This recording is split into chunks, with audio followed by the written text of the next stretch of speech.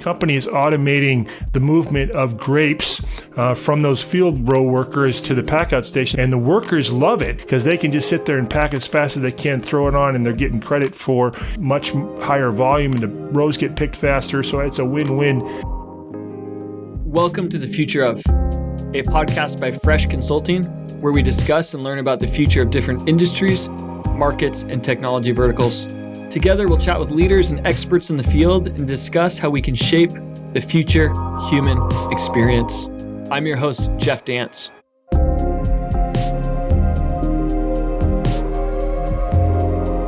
In this episode on the future of autonomous mobile robots, we're joined by Mike Oitzman, founder of the Mobile Robot Guide and a robot report contributor, and Matt Sadowski, an engineer and robot consultant passionate about autonomous mobile robotics, also with deep experience in avionic robotics.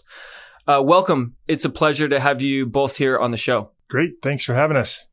Yeah, thank you. Awesome. Mike, if we can start with you, can you tell the listeners a little bit more about your experience in the space and why you're passionate about AMRs? Well, thanks, Jeff.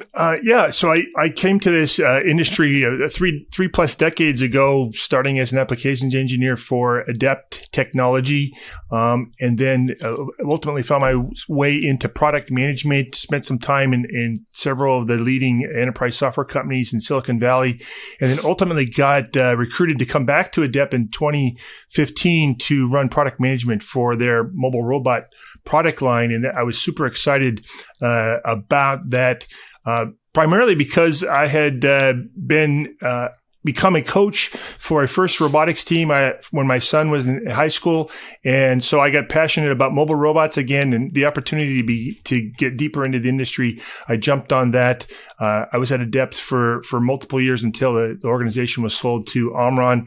And at that point became a consultant, tried to figure out what I wanted to do. But I had all this information in my head about the market for mobile robots. So I started the Mobile Robot Guide as a way for the industry to benefit from that knowledge.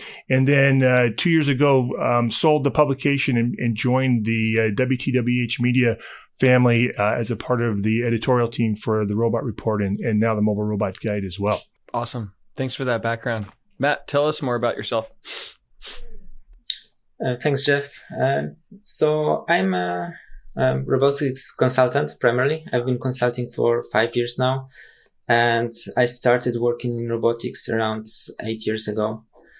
I'm mostly focused on mobile robotics. However, the last year or two, I've been working with a company that's in heavy metal industry. So the company is called DTE, and they are making robots that shoot lasers into metal alloys to analyze the metal composition. So it's really interesting, quite far away from mobile robotics, but every now and then I still work with companies that look into implementing some software for robotics platforms.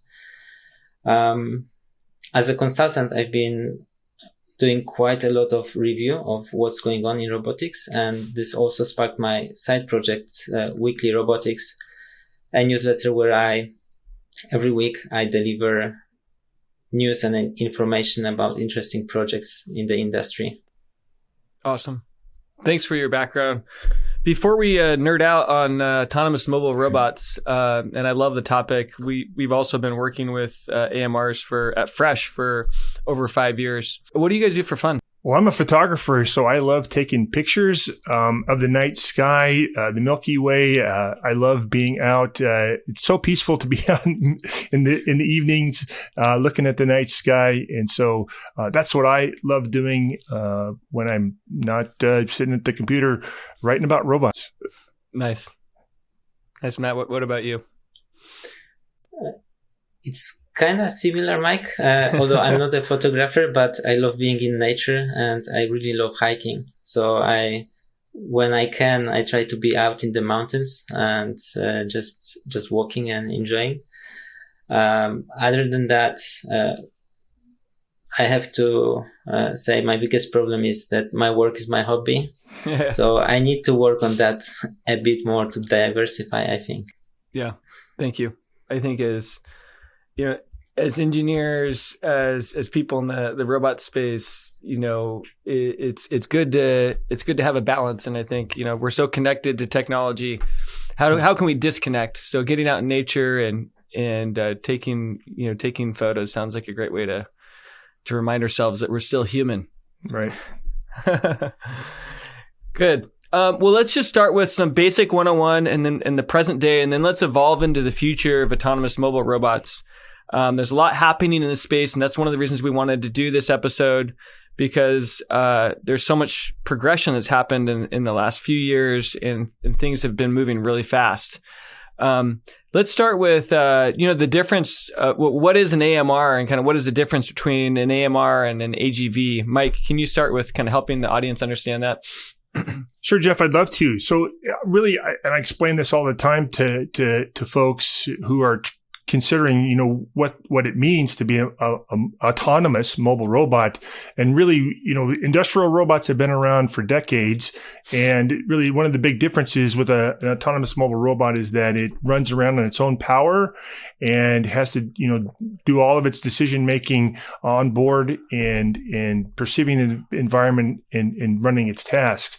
And there is a technology that's been around for, I would say, probably 3-4 decades now, which is called autonomous guided vehicles. And they've been working primarily in the early days of automotive.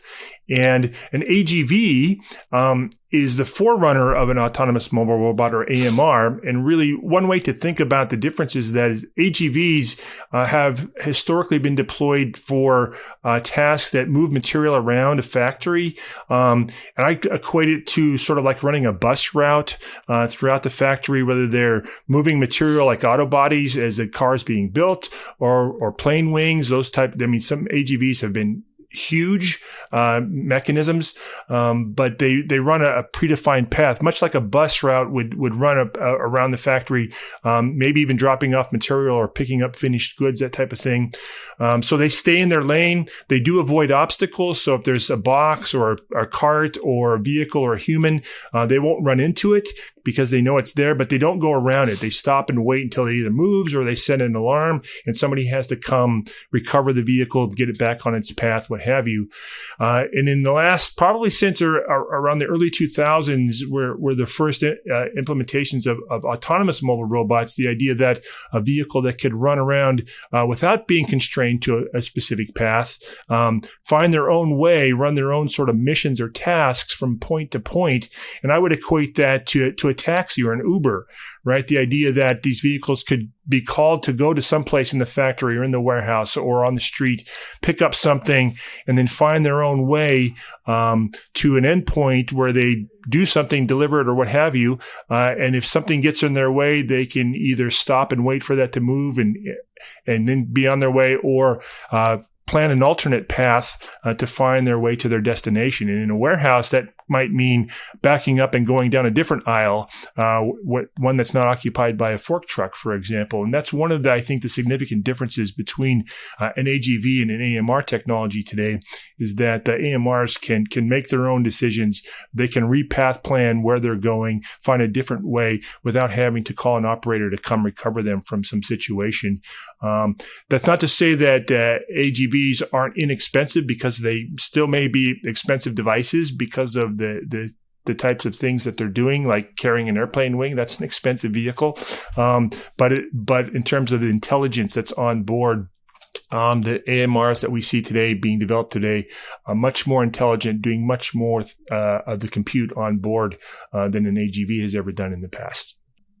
Thank you. To be autonomous, you need all that, sophistication versus just to be guided. Right. Is it fair to say that the AMRs tend to be smaller vehicles doing lighter tasks, and AGVs tend to be larger in general? I think, but by the primary prescription of being able to maneuver, that they tend to be deployed as smaller vehicles. And one of the things you said, the guided vehicles were guided by things like magnetic tape or painted tape lines on the floor. That was the primary guidance, was following that sort of path.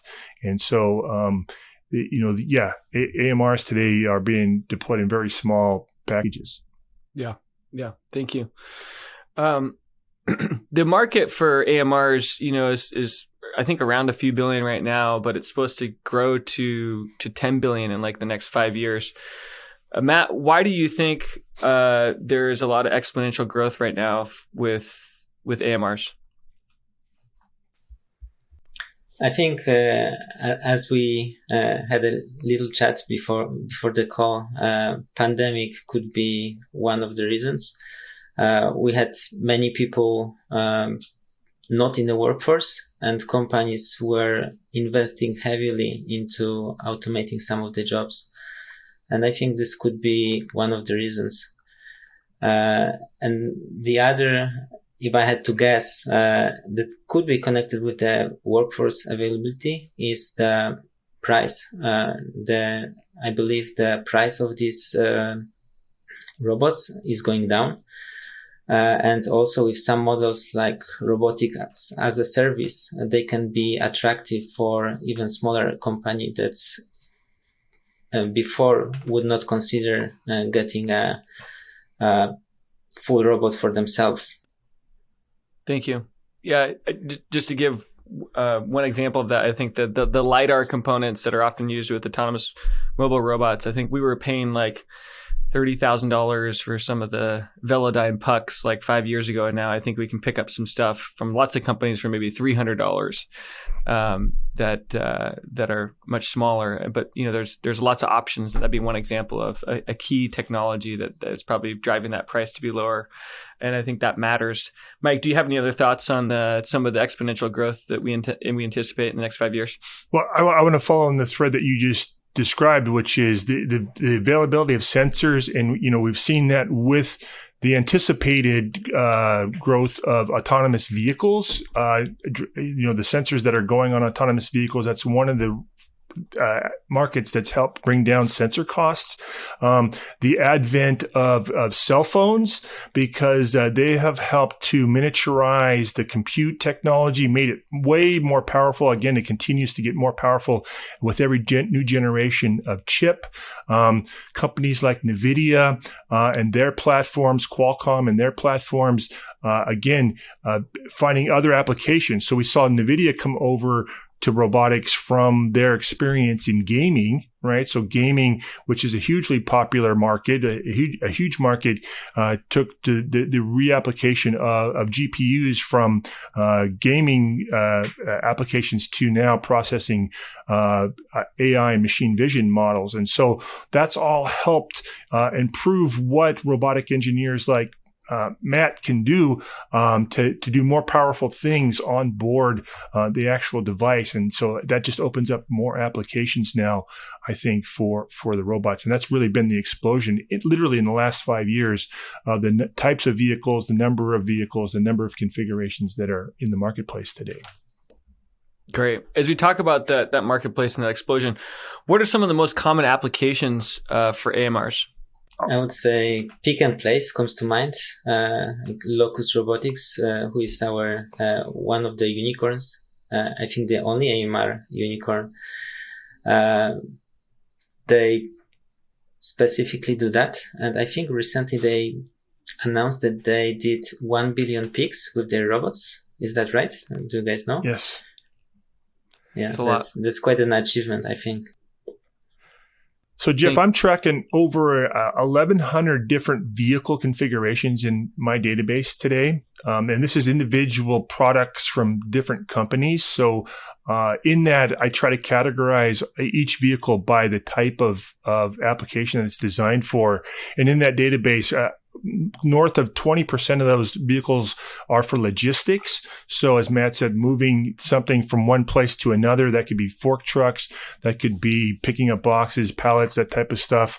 And then on top of that, another, I think about 8% of the market is warehouse specific applications. This would be specific warehouse workflows, goods to person type applications, person to good type applications, a variety of different workflows. So that by far is the biggest market segment that I see, that I'm tracking. And then right after that would be vehicles that I just described as platforms. bare metal mobile robots that don't have a specific application payload on top of them or solution. They're designed for integrators or for companies to take and then put their own type of payload on top of that robot to do something like whether that's shelving, whether that's a lift mechanism, whether it's a specific flow cart, cart moving, all those types of applications that in a variety of different applications where you want to start with the technology and you want to do something on top of it. So that's sort of the second biggest segment. And then the third biggest segment that I'm super excited about because I just got back from the World Agriculture Expo last week in Central California is agriculture. Agriculture is just blooming with, pardon the pun, with agricultural robotics.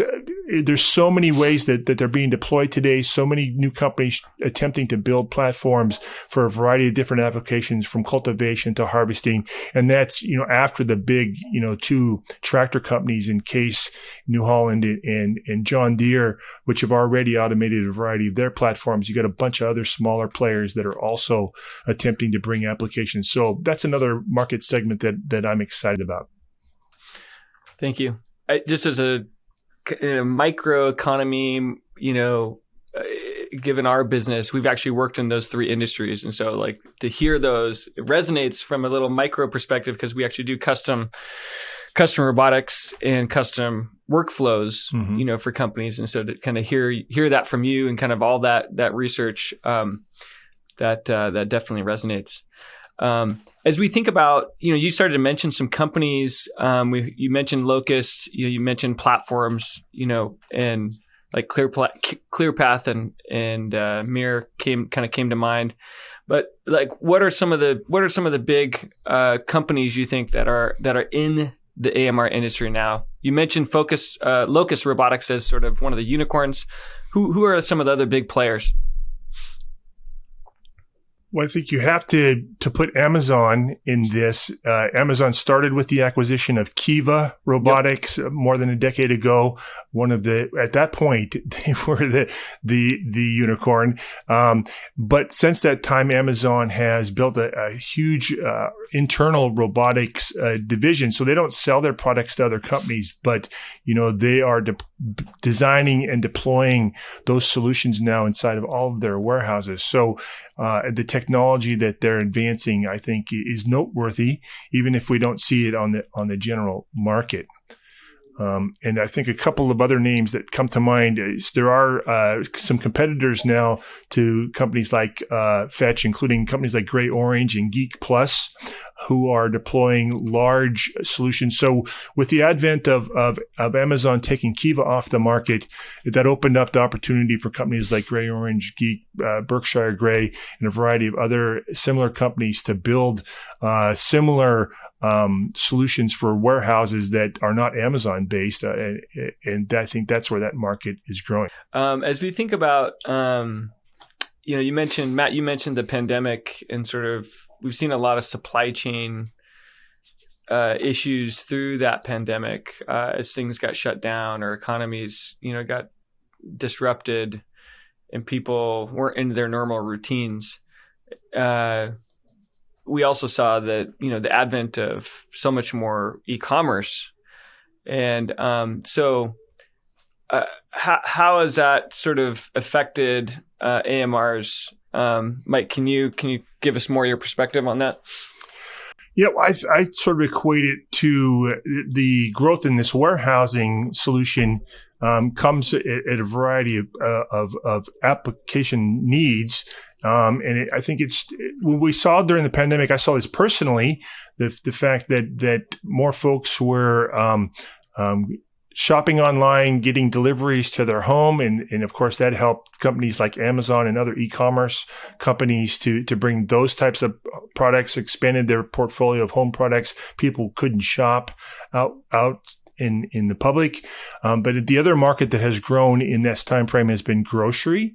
So, before the pandemic, the grocery market was very small. Only a few select grocers were attempting to do home delivery of products. Maybe big retailers like Walmart had began to do some of this ASD in Europe and a few others. But I think what the pandemic did was it took this concept of the urban, maybe millennial population who were ordering food at home and ordering groceries at home, and expanded that to other generations, older generations who were not used to doing that, and now saw a real opportunity to get stuff delivered. And so that meant that, for example, grocery had to figure out how to do curbside delivery or to do home delivery, and then to also automate the actual picking of food. And I think there we've seen growth in another side, not just the mobile robots, but in something called automated storage and retrieval systems, or ASRS systems, these huge highly dense storage arrays that product is stored in bins, and then you have these tunneling robots that go pull the bins out to find the specific bin with chips or potatoes or whatever the case may be, and to fulfill orders. And so you've got a lot of large companies in that market have also grown with robotic automation as a part of their solution as well. And there's a lot of interesting things that are being done in that market segment as well that we don't see because it's all happening inside the walls of a large warehouse. Interesting.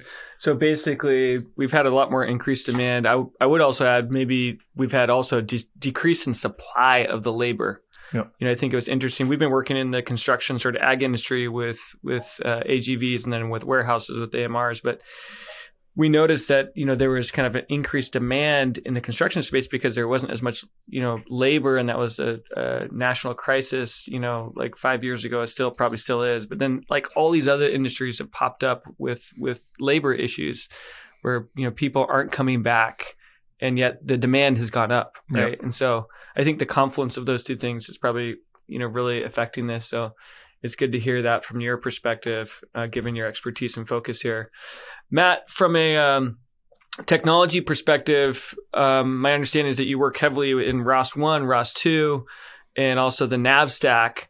How have those advancements kind of affected AMRs? Yes, I think ROS 2 is a major shift when it comes to software on robotics. Before we had this ROS 1, that's also, I think, dramatically changed the industry, because suddenly we had people developing code and they were willing to share this code. So as a company looking to develop software for robotics, you suddenly didn't have to write this driver for each of your sensors, but you could just pull it from the internet, and it's almost like plug and play. And because the standards are so defined, it just worked. Now, ROS 2 introduces some different concepts, especially when it comes to introduces some different concepts, especially on the messaging side, for example. So you don't have this central entity called ROS master that tells each of your software nodes where it needs to send the messages and who needs to receive them. Instead, its communication is process to process. So it changes quite a bit because your systems can be more distributed. The learning curve for software developers is a bit steeper, but at the same time, you can create more robust systems. And one thing that came with ROS 2 is the Navigation 2 stack, which is, some of the concepts are based on what we had in ROS 1, but it's on, I would say, on another level, because suddenly we have these behavior trees where we can define a very flexible system, and right. You can decide what needs to happen in instances where your robot cannot get somewhere, or they have another issue.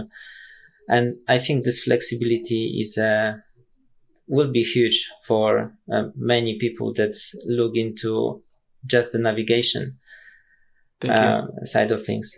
There's so many parallels, Matt, to the laptop development, the computer development over the last couple of decades as well, right? The fact that you could throw in any component, hard drive or what have you, in the laptop as you configured it. I think that ROS makes that a bigger opportunity for new developers who have an idea. They can get quickly started and get further down the road with much less investment to prototype and then ultimately productize their solution. So what's your experience on that side of productizing a solution? I agree. It feels like magic sometimes because I'm doing some side projects, for example, and then I know I have this sensor, and I just need to make them work. And sometimes I'm surprised that it's just, I just pull this software in and then it just works with the tools that I have. And as long as I stick to some defined practices, I can combine the RTK GPS and a LiDAR sensor, and suddenly I have a 3D scanner. It won't be perfect because, it's software development. There needs to be some certain steps, but it's good enough for me to capture the map of some buildings, or, at least the facade of some buildings, and build a point cloud from that. And, if I can do myself something like this over the weekend, I think it's huge, because there are companies that have been specializing in that, and maybe my solution will work 80% of the time, but I build it over the weekend. So I think it's hugely powerful, and this in turn allows you to experiment quite a bit. So your R&D can be quite fast. You can evaluate if some sensors work for you. And I can talk about RUS, but I think the thing that I love the most is that I can record the data and then I can replay it. And this is huge for any, I call it passive part of the system.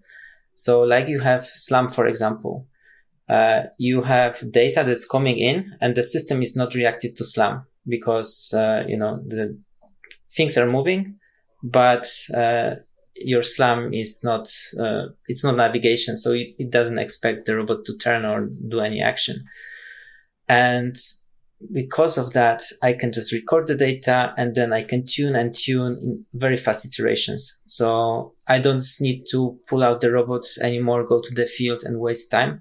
I can just record one good set of data and just work with that. And this also enables me to be a remote consultant for companies. So I'm very glad for these kind of tools. Just to elaborate on that a little bit, you mentioned RTK GPS, which kind of helps you know where you are, right? You mentioned SLAM from a mapping perspective to kind of help map your local environment. We talked about LiDAR to kind of detect things that are close to you. You mentioned the behavioral tree in ROS2 and how that's advancing.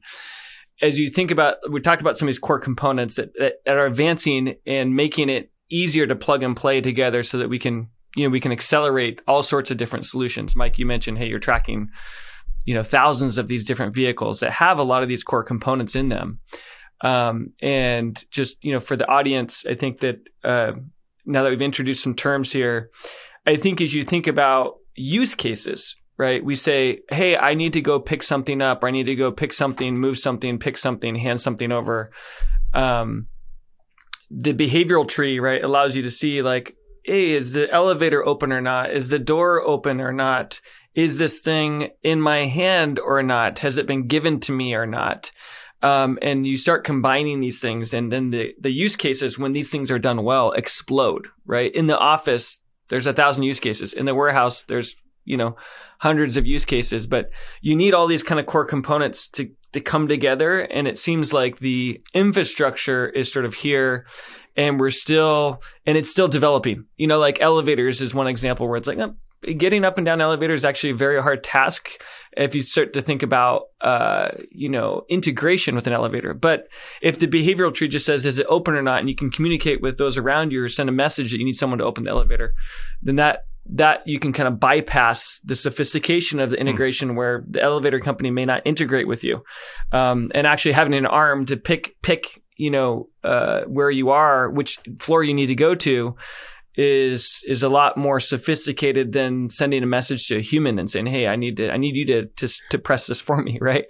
So I think, I think that the technology is advancing very fast, and I would say we're in the early stages, where like the infrastructure is still being sort of developed. Like we spent a lot of time getting through Glassdoor, and it's like, hey, there's like maybe an entire library around getting through glass doors from a little computer vision package, right? But that's actually like one of probably like hundreds of things you need to think about and know that like, hey, you don't run into that glass door because you need to be able to see whether that is a glass door or not, or just looking through and kind of going in.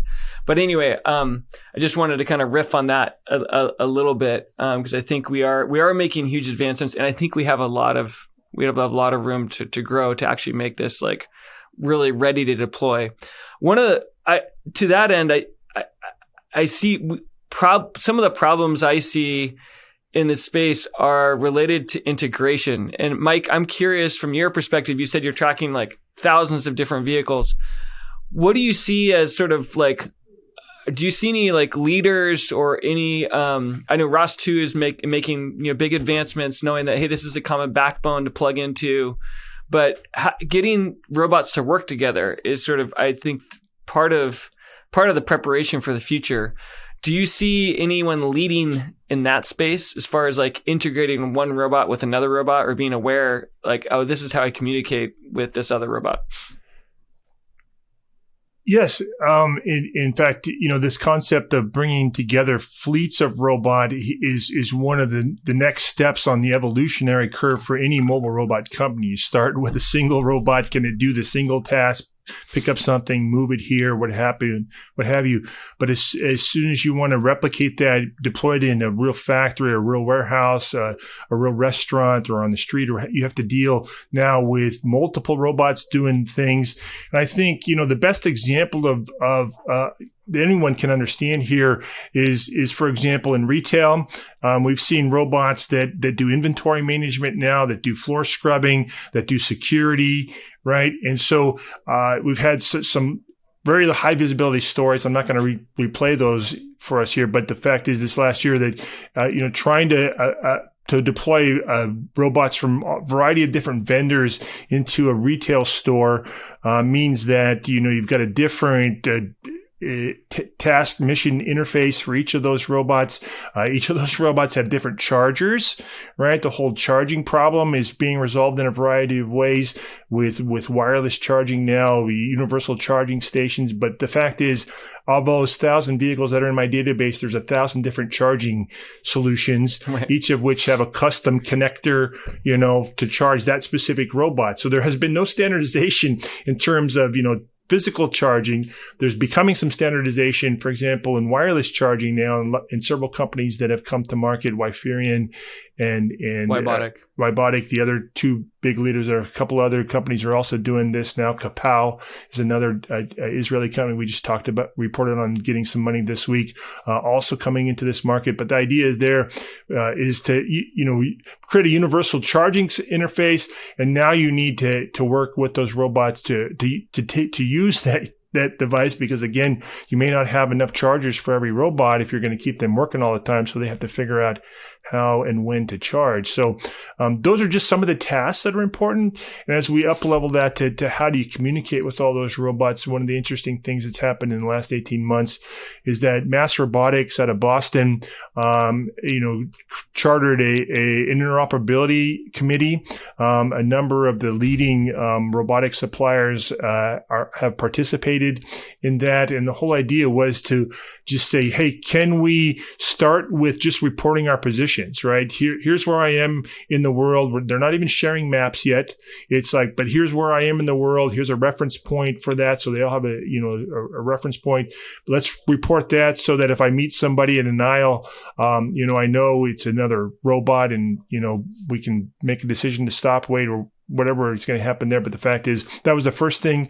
The other thing that they did was to put chargers onto the map so that, if a charging station was a universal charging station, then one robot could say, I'm now occupying this charger, so it's not available. So, other robots could make their own decisions about whether and when to go charge. And I think the next level of progress will be to create some universal operating system. There are some companies out there that are doing software, for this space, and this includes, companies like Formant, Melly, Move AI, to name a few. So they are trying to create some universal software for this. And so first they have, today they have to create adapters or connectors to all of these various robots, but at some point there will be some universal language, in which I think things communicate, and it'll simplify, as Matt said, the integration of all of these things. Yeah. Thank you. I think that obviously having RAS 2 is like as a backbone is great, and knowing that there's some common things being built, but how you communicate with one another fluidly as we get into the future of more complex workflows, I think is still an unsolved sort of space. Mm-hmm. But I agree. There's players that are working on it, and our team's familiar with sort of masses movement in there, and it seems like there's a lot more to do there. Great. Let's shift and talk a little bit more about the future. What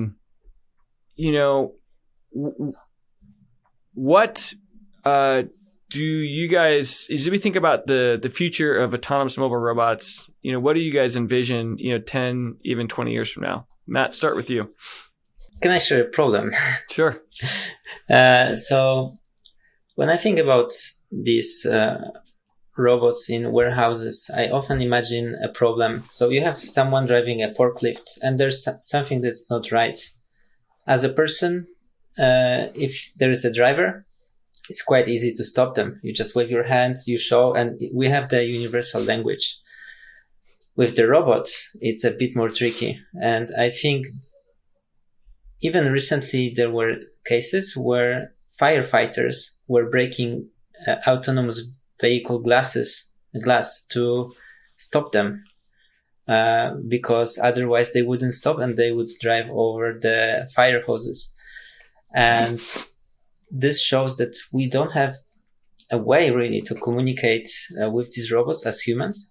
You can probably hope that it detects you as an obstacle, but it could be a safety risk, especially if we try to move faster and so on. So I would be really keen to see robots interpreting us as humans better. I think this is a core problem to solve in the near future.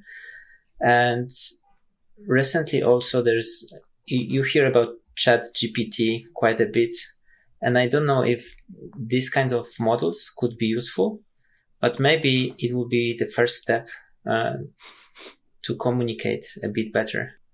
So communication with humans is a key kind of problem to keep working on as we envision the future, using different AI models that can try to interpret our behavior and make sure things are safe is an important aspect of integrating robots in with us as humans as we think about the future of work, maybe the future of the home. I appreciate those perspectives. Mike, what are your thoughts as we envision the future 10 to 20 years from now? What do you see? Well, I think robots are going to continue to find their way into other places that they're not today. That's an easy answer. The difficulty is going to be, in making them safe. One of the areas that I think has seen quite a few starts and stops, and nobody's quite got it right yet, is in this concept of social robots. The putting robots into the home.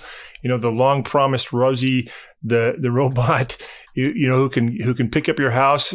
We've got robot vacuum cleaners today, and I've got one that's very intelligent, does a great job of cleaning the floor, but it doesn't pick up socks, it doesn't pick up dog toys, right? It doesn't move things around, it doesn't vacuum the couch, and pick up all the, the pet hair, that type of stuff.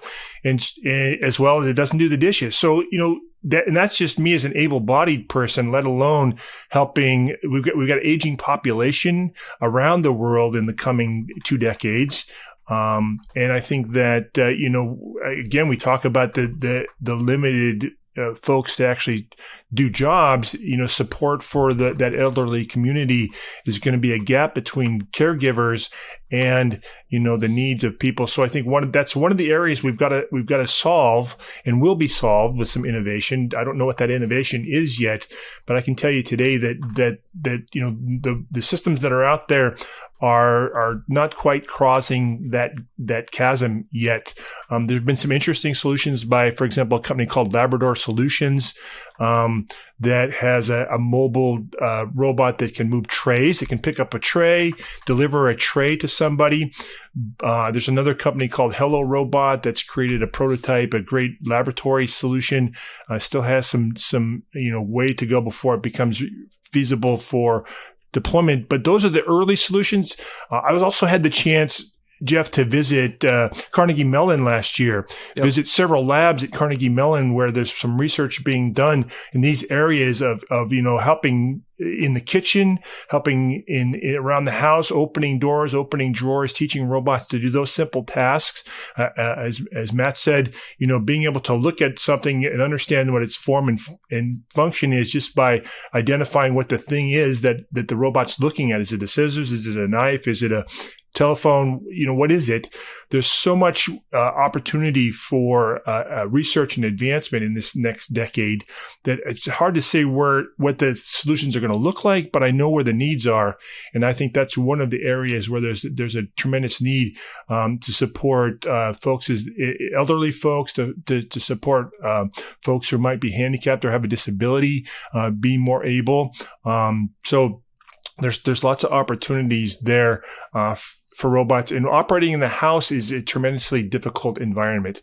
You've got stairs, you've got furniture, you've got all kinds of things, way more complex and complicated than working in a factory or a warehouse where things are defined and, the workflows are a lot more obvious and easy to define. That's why that's been the low-hanging fruit for the last couple of decades for the deployment of these solutions.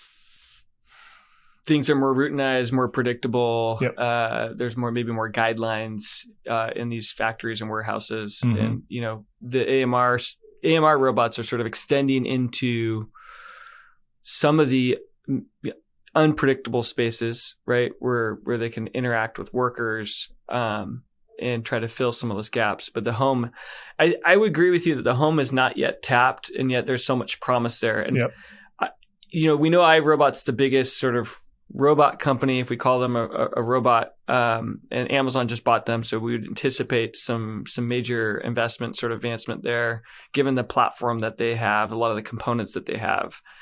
I also noticed that Dyson has been investing, I think, more than $1 billion into kind of home robotics and trying to build on top of their product line. So it'd be interesting to kind of watch them. But for the most part, I don't think social robots. I mean, I was at the World Expo in Dubai and saw some interesting things with some social robots and their intent to. They haven't really. I don't think most of them have failed. I would say so far. And consumer robotics hasn't been successful. Yep. But we know there's still serious problems. You brought up the aging population, and there's lots of innovation, I think, happening in Japan related to cobotics and then AMRs being like the robots that are moving around, but then also have the ability to kind of help. And I think one of the things I've been really interested in is sort of the notion of the mobile robots with an arm attached. As you think about those two components, when we attach an arm to a robot or something else that can manipulate or connect or attach, then all these sort of use cases sort of come up versus just material handling, like moving things around, which is still a key asset. We're constantly moving things around in warehouses and in construction sites, and maybe not so much in the home. Maybe we want some things brought to us, mm-hmm. But I think when you attach the arm, or you have the AMR go to an arm, then all these really interesting use cases kind of come up as we think about the future. what do you guys think will be like, what is the next disruption to kind of help this industry go faster? Like what, we know it's moving. We know there's like, it's supposed to be like 5 times as big in 5 years. But like what sort of is the next big disruption that helps it, be even more common in businesses, or in the home? When it comes to disruption, like these robots need to earn money ultimately. So they need to be priced lower than the human equivalent. Let's be honest. That's how market works. And I think if the price of compute and the sensors goes down, it hopefully will enable this. But general intelligence is very hard. And I think this is something that will be quite tricky to solve. And I don't know how we get to that point. And building these universal robots is also quite a challenge, I think. I wish I had the answer, but I think the first company that solves that, so makes this kind of robot, will be quite successful. But yeah, I don't know what.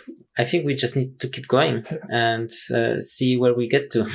I agree with Matt in terms of, there's a lot of technology still to evolve going forward. And again, mobile robots are self-contained solutions. So, part of the problem on the technology side that I hear from a lot of companies still remains, battery power, because they're battery powered. So as battery improve, we're getting so many more electrical things, as more electrical vehicles come into market, that the demand for battery technology evolution is going to support this market as well, giving us, longer running solutions and more power to do things like compute. So edge computing is the other area that needs to evolve, and we're seeing advancements there as well, because, perception is hard.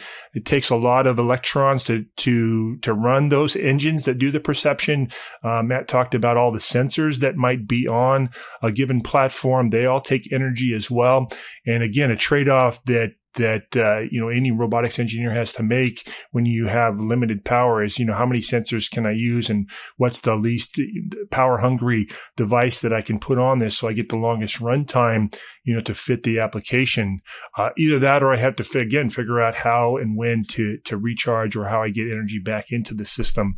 So I think those are some of the things that we're going to continue to see benefit from adjacent markets.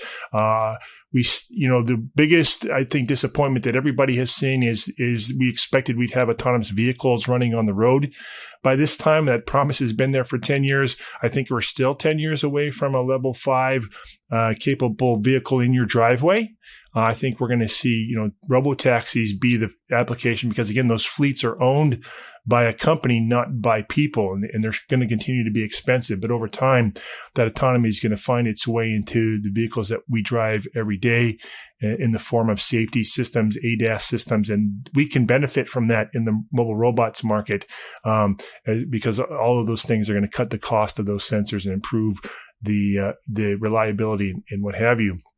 And Jeff, I just want to come back to you and say, looking forward, again, I'm very bullish on this agriculture market. I see so much innovation coming from other areas, both from industrial robots as well as mobile robots. And again, the ag market, we've got to feed a growing world population and do it effectively and efficiently and repeatable. And not only is that mean that the labor involved in picking, harvesting, cultivating, and what have you, but you see systems now that are optimizing the use of chemicals and what have you, or even reducing the need for chemicals or eliminating the need for chemicals, which, provides a much safer food stream for humans and pollinators and all the rest. So there's an amazing amount of innovation that's happening there. And I'm really looking forward to following that market growth over the next decade. And again, it becomes one more huge application segment for all of these sensors, all of the compute that's going to benefit everywhere else that these things are being deployed. Thanks for those thoughts. Matt, you said pricing and kind of letting the technology keep evolving. Mike, I was kind of taking away like battery technology and that evolution, the edge technology where, these robots don't need the cloud to kind of make decisions where they are. You mentioned, some of the industry drivers like the ag and food, opportunities. I mean, the needs for food are not going away and resources are becoming more scarce. So these all make sense to me as far as like, disruptions that need to keep evolving such that, this space can keep advancing. I would add the compatibility, just like as we think about doing more complex tasks, how do you harmonize one robot to another robot and make that communication really seamless? Obviously lots happening there, but it seems like we're early stages. That's an area that we're pretty passionate about at Fresh. As we think about robots, I think humans often fear robots, but the reality is, we feared the computer when it came out, and we thought it was going to completely change and work, and it actually did. It did change work completely, but didn't replace us. It augmented our capabilities and helped us automate a lot of things. Often as we think about robots, the dirty, dull, dangerous, monotonous sort of tasks have been targeted because they don't fit as well with human beings. Would you say AMRs are similar? Do you see like things that are kind of more in the dirty, dull, dangerous, monotonous sort of space being the areas where things will really grow first? I would agree that AMRs will replace some of these jobs that are monotonous, at least. Picking tasks come to mind, and no person enjoys, at least I expect not many people enjoy walking 20 kilometers a day, putting things in the box and just sending it away. Right. So I think it's a huge change, huge chance for this. Those jobs exist, but I think in the pandemic, when people had an opportunity to reflect, these aren't jobs that people came back to. They didn't come. The industries where the greatest demand is for labor are the jobs that not as many people came back to. And I think people had more opportunity to reflect as a human being, like what do I care about most? What's meaningful to me? And it wasn't the monotonous, jobs that where automation could play a role. So I think that was one of the takeaways that the entire global industry took. And I think that's why we're seeing, a lot more investment in the space. I agree. And one company I'm following in particular called Greensy, they make autonomous mowers. And I know that in the US, there's huge issues with labor shortage for people that can mow lawns. And they automate this sector, and it seems like they choose quite a nice area to build expertise in. Thank you. I think that's a good example. Mike, I bet you're tracking a lot of companies in the autonomous mowing space. We are, and I think that's another market segment that I'm, excited about. Greensy, Sky, there's another good company here in the U.S. that's making trends. But just to come back to your point, Jeff, about dull and dangerous, I think we've proven this, or it's been proven that applications for mobile robots, we come back to Locus, for example, they are automating that long haul between the pick aisle and the pack out station in the warehouse so that, the pickers do what humans do best, which is selecting an individual item out of a bin and putting it into a box.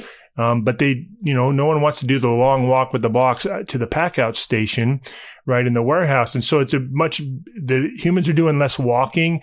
They're being held interactive all the time because they just sit there and, back and forth, pulling stuff. It's maybe a little bit more interesting than the long walk part of that. So, and they're not as tired at the end of the day. So there's not the burnout. So there's all of that.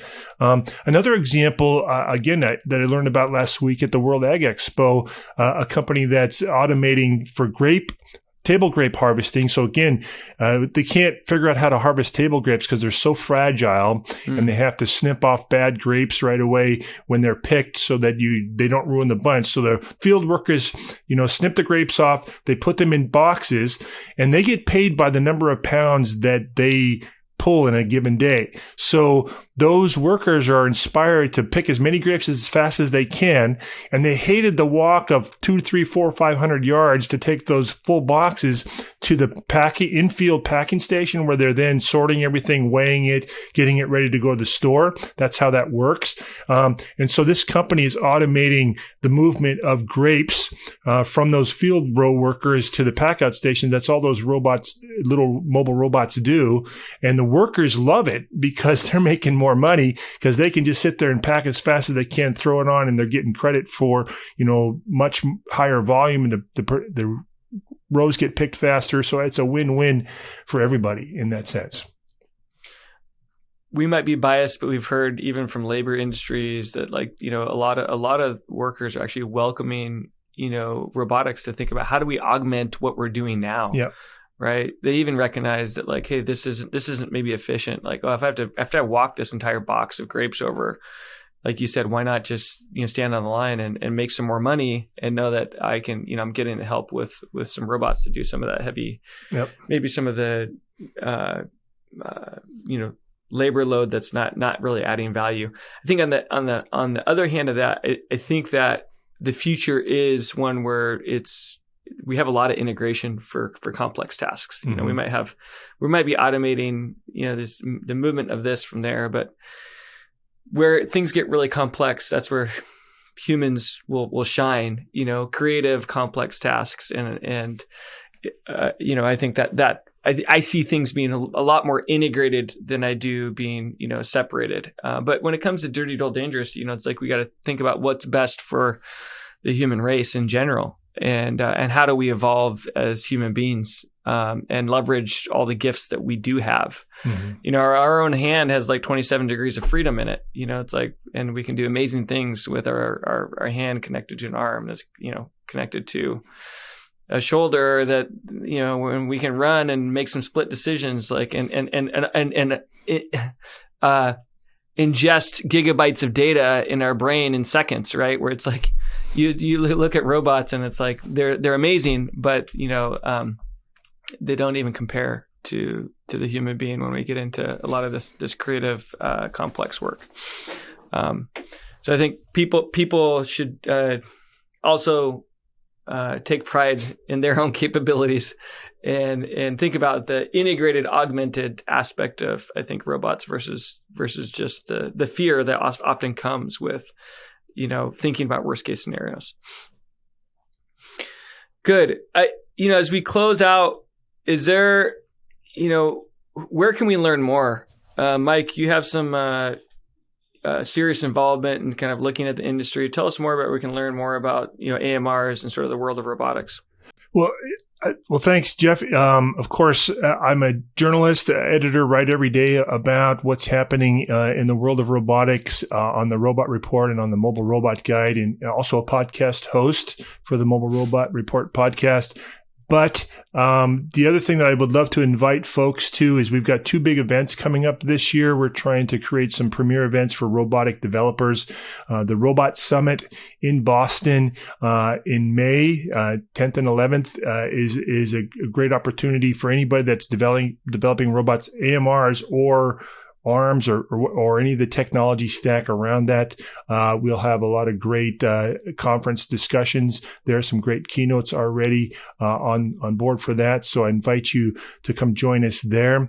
And then again, we'll do it again in October on the West Coast of the U.S. in Santa Clara with the Robo Business event, one of the premier robotics industry networking events. And if you're a startup, we'll have it's also a great place to learn and meet and network with folks who who are investing in robotics. We bring a lot of investors there, a lot of high-level executives there from a variety of companies, just exchanging ideas.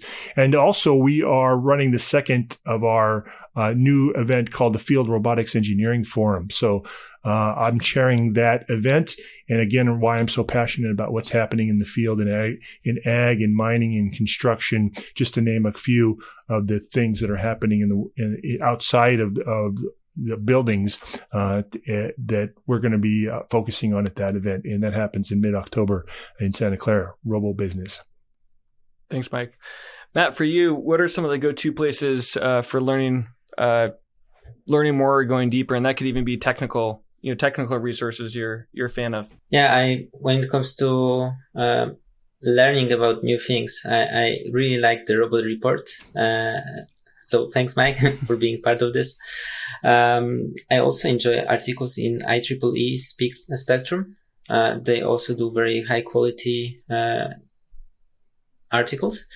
And then I think prime example of technical writing about robotics perception is Tangram Vision. I've never seen a company so devoted to their blog. So if anyone is looking to create high quality resources, please use them as an example, and then let me know so that I can include you in the newsletter. Because I think this really helps like our industry, like having all this information that's high quality and that we can use, especially as engineers. Thank you. Last question. What excites you most about the future of autonomous mobile robots? Well, I guess I would just have to say I love learning about all of the different implementations of mobile robots and discovering that. That's why I love my job today, having been in high tech, been on the sell side the majority of my career. Now I get to sit in the middle. Everybody gets to tell me their exciting stories about or their crazy ideas for the next market changing robot. So that's what I love. I love to hear those stories. I love to retell those stories. I love to amplify that knowledge and information. So I'm excited about that. I'm also have to say I'm excited as a first mentor for robotic competition, working with the next generation of engineers. I love inspiring those kids to a career in engineering, different careers in engineering beyond what they might have thought they wanted to do, and learning and playing with robots. It's so much fun to watch the excitement and watch the lights come on and to follow their careers as they grow and join the ranks of working to build the next set of technology. I'm really excited about the growth of robotics, and I think Boston Dynamics is a great example here. If you've watched the videos from 5 years ago and from today, it's a huge change, and every time they release a new video where they take the robotics to the next level, I feel like a kid during Christmas. It's really it's a good present, and I'm also similarly excited to how the software develops, and with ROS and ROS2 being implemented by many players. I hope the ecosystem grows and we see more and more advanced applications. And as a final thing, I would really love a grocery delivery robot to deliver me some package at some point. I think this will be quite exciting when it happens. We don't have so many of these in Europe, unfortunately. I don't know if you saw that Amazon shut down their Scout division. But we've been working in that space for a couple of years. But it seems like that's still that last mile edge. There's a lot of companies still working in that space. Some that we frequently communicate with, and I think that's a huge space still, nonetheless. I do have one more question actually, and that's as we think about the future, part of the intent of this podcast is to think about how do we design technology with more intent and be cognizant of the human integration, the human impact. technology is going so fast and humans sometimes don't keep up, essentially. As we think about principles related to designing the future with intent, does anything come to mind as we think about AMRs? Well, I think part of that comes down to the interface. As Matt said, the joy of watching something like the Boston Dynamics robot, it immediately appeals to our sense of joy. And as I've seen lots of mobile robots be deployed, you talked even about the delivery robots, Jeff, how those interact with people. And we said it earlier, if it's obvious and intuitive, then people immediately interact with it. When it's not obvious and intuitive and doesn't make interactions with us that we anticipate, then we sort of question, what is this thing? And we do other things that are maybe not as well intentioned in interacting with it. So part of designing, as you said, being intentional, is thinking about what's the interface with the human going to be, especially as we talk about robots in our home and we talk about robots that we're going to interface with in the public outside of professional interaction. If I'm working in a warehouse, or if I'm working in a factory, if I'm working in a kitchen, or whatever the case may be, that I'm interacting with something that's automated. Thank you for your insights and wisdom as engineers, as leaders in the autonomous mobile robot space, as consultants. It's been great to get your perspective. Really excited about where this space is going and appreciate your perspective on the future. Thanks, Jeff. Thank you, guys. It was nice having a chat with you. Awesome. The Future of Podcast is brought to you by Fresh Consulting. To find out more about how we pair design and technology together to shape the future, visit us at freshconsulting.com. Make sure to search for The Future of in Apple Podcasts, Spotify, Google Podcasts, or anywhere else podcasts are found. Make sure to click subscribe so you don't miss any of our future episodes. And on behalf of our team here at Fresh, thank you for listening.